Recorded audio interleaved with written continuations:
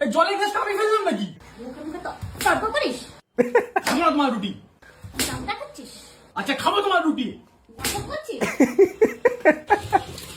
রুটিটাও জ্বালিয়ে দিলি?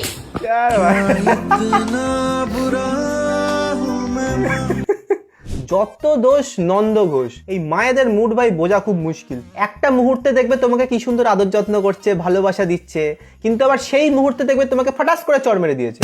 কেন মারলো, কিসের জন্য মারলো, তুমি কোশ্চেনও করতে পারবে না। তাও এই জেনারেশনের মাগুলো তো বোঝে এটাকে মুড সুইং বলে। আমাদের মাদের ভাই মুড সুইং ফুড সুইং বলে কিছু হয় না।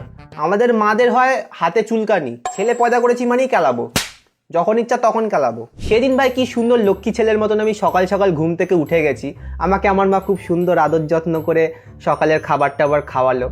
কিছুক্ষণ পর মায়ের কানে খবর আসে যে বেবি পিসি নাকি জলের সুইচ বন্ধ করতে ভুলে গেছে। এখানে দোষ কার? বেবি পিসির। মার কে খাবে?